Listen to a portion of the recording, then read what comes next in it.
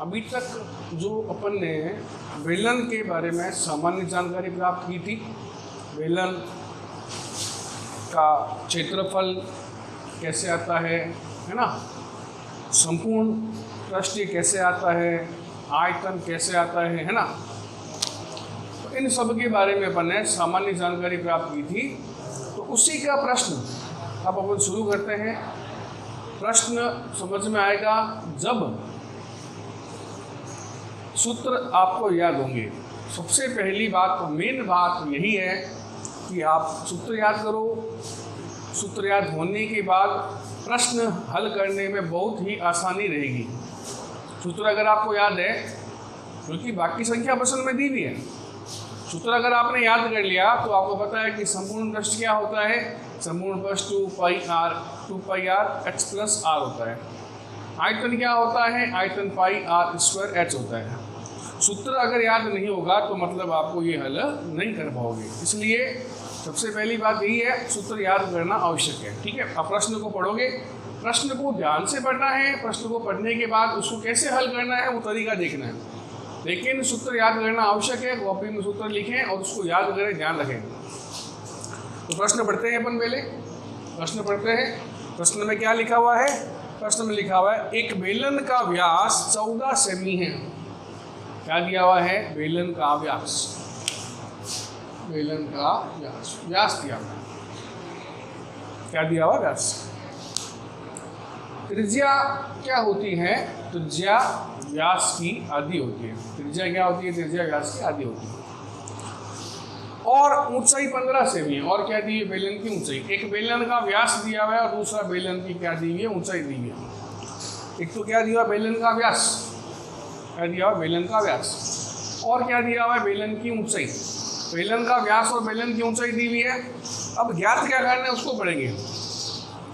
बेलन का संपूर्ण पृष्ठीय क्षेत्रफल ज्ञात क्या करना है? बेलन का संपूर्ण पृष्ठीय क्षेत्रफल ज्ञात करना है। और आयतन, दो चीज ज्ञात करनी है इसमें। दो चीज ज्ञात करनी है। कौन सी? बेलन का संपूर्ण पृष्ठीय क्षेत्रफल और बेलन का आयतन। ये दोनों चीजें अपने को ज्ञात करनी है। सबसे पहले क्या कह रहे हैं? बेलन, बेलनाकार आकृति बना लेंगे।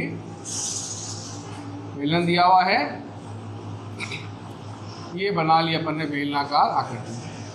तो मैंने जब नियम लिखा है तो बताया था कि बेलन के दोनों सिरे वर्ताकार होते हैं।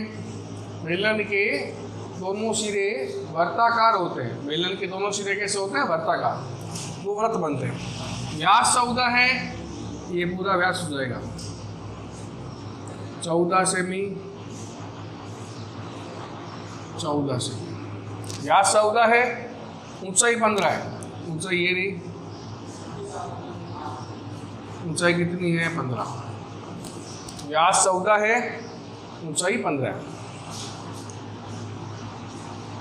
बेलन का व्यास, बेलन का व्यास बराबर 14 सेमी। क्या दिया हुआ है? बेलन का व्यास। क्या दिया हुआ है? बेलन का व्यास। कितना व्यास दिया हुआ है? व्यास 14 सेमी दिया हुआ है। त्रिज्या, त्रिज्या क्या होती है? त्रिज्या व्यास की आधी होती है। त्रिज्या क्या होती है? व्यास की आधी। व्यास कितना है? 14। 14/2 कर दो, कितना आएगा? 7। त्रिज्या कितनी आ गई? 7। तो व्यास 14 है, त्रिज्या क्या होगी? त्रिज्या व्यास की आधी होगी। व्यास कितना है? 14 सेमी। त्रिज्या, त्रिज्या क्या होती है? व्यास की आधी होती है। त्रिज्या क्या होती है? व्यास की आधी। और व्यास क्या हो? त्रिज्या का दुगना। व्यास त्रिज्या का दुगना होता है और त्रिज्या व्यास की आधी होती है। व्यास त्रिज्या का दुगना, त्रिज्या व्यास की आधी। व्यास 14 दिया हुआ था, त्रिज्या ज्ञात कर ली कितनी? 14/2, 7 आ गई। ऊंचाई, ऊंचाई h कितनी ऊंचाई है? 15 सेमी। त्रिज्या आ गई, ऊंचाई आ गई। हमारे पास में बेलन की त्रिज्या आ गई, कितनी आई 7, ऊंचाई कितनी है 15। पहले ज्ञात क्या करना है, बेलन का संपूर्ण पृष्ठीय क्षेत्रफल। ज्ञात क्या करना है, बेलन का संपूर्ण पृष्ठीय क्षेत्रफल ज्ञात करना है।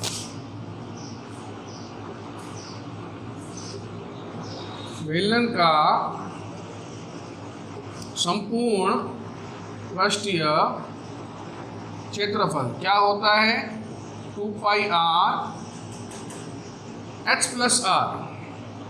बेलन का संपूर्ण पृष्ठीय क्षेत्रफल, बेलन का संपूर्ण पृष्ठीय क्षेत्रफल क्या होता है, 2πr h + r, 2πr h + r। बेलन का क्या निकालना है, बेलन का संपूर्ण पृष्ठीय क्षेत्रफल निकालना है। बेलन का संपूर्ण पृष्ठीय क्षेत्रफल क्या होता है, 2πr h + r। संपूर्ण पृष्ठ में क्या आता है, संपूर्ण पृष्ठ में पहले वर्ताकार सिरा आ गया, वक्र पृष्ठ आ गया, फिर वर्ताकार सिरा आ गया। इन तीनों को मिलाकर क्या बनता है, संपूर्ण पृष्ठ बनता है। वर्ताकार सिरा प्लस वक्र पृष्ठ प्लस वर्ताकार सिरा, तीनों को मिलाया क्या बन गया, संपूर्ण पृष्ठ बन गया। तो 2 × पाई का मान 22/7 इंटू त्रिज्या कितनी है 7। अब है h + r, h कितना है 15 प्लस r कितना है 7। 2 × पाई का मान 22/7 इंटू r त्रिज्या कितनी है 7, h + r, h 15, r कितना है 7। हो गया। 2 × 22/7 इंटू 7, 15 में 7 जोड़ दो, कितना आ गया 22। 15 में 7 जोड़ दो, कितना आ गया 22, आ गया 22। तो अब ये 7 से 7 कट जाएगा, तो क्या बच गया पीछे, क्षेत्रफल बराबर 2 × 22 × 22। तो 22 को 2 से गुणा किया 44, 44 को 22 से गुणा कर लो,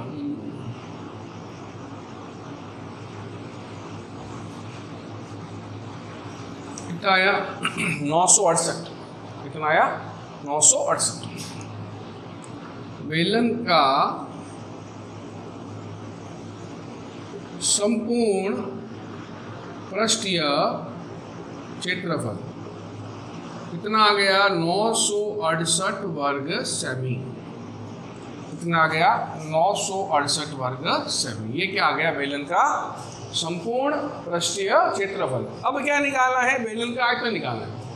ये अपन ने क्या निकाला, बेलन का संपूर्ण पृष्ठीय क्षेत्रफल निकाल लिया। अब क्या ज्ञात करना है, बेलन का आयतन। क्या करना है, बेलन का आयतन। बेलन का आयतन, बेलन का आयतन सूत्र क्या होता है आयतन का, बेलन का आयतन होता है πr²h। बेलन का आयतन सूत्र क्या होता है, πr²h। क्या होता है बेलन का आयतन, बेलन का आयतन πr²h। क्या होता है बेलन का आयतन, πr²h। क्या रखना, बेलन का आयतन πr²h। πr² होता आयतन होता है ना, तो अब मान रख देंगे इसमें। पाई का मान 22/7, त्रिज्या कितनी आई 7, 7 का स्क्वायर इंटू h, ऊंचाई कितनी आई 15। पाई का मान 22/7, त्रिज्या कितनी है 7, 7 का स्क्वायर इंटू ऊंचाई कितनी है 15। हो गया। अब क्या बच गया देखो 22/7, स्क्वायर खोल देंगे, 7 का स्क्वायर है मतलब 7 क्या करना है, 7 को 2 बार लिखना है। 7 का स्क्वायर है, 7 कितनी बार आएगा 2 बार, 7 × 7 इंटू क्या हो जाएगा 15। 7 का स्क्वायर है, क्या करेंगे 7 को 2 बार लिखेंगे, स्क्वायर हल करेंगे, क्या करेंगे इसको 2 बार, तो 7 × 7। तो 7 से 7 काट दो, क्या बच गया 22 × 7 × 15, 22 × 7 × 15। अब इन तीनों की गुणा करनी है, 22 को 7 से और उसको 15 से गुणा करनी है। तो 22 को 7 से गुणा किया 155 आ गया। अब इसको गुणा करेंगे 15 से, 15 × 60, 225 और 6 231, कितना आया 2310, 2310 घन सेमी। आयतन की इकाई हमेशा घन सेमी या घन मीटर में होगी, क्षेत्रफल की इकाई हमेशा वर्ग सेमी या वर्ग मीटर में होगी। ठीक है, तो अभी तक ये पहला प्रश्न शुरू किया अपन ने बेलन के बारे में, आगे और प्रश्न भी करेंगे वो बेलन के बारे में ही करेंगे।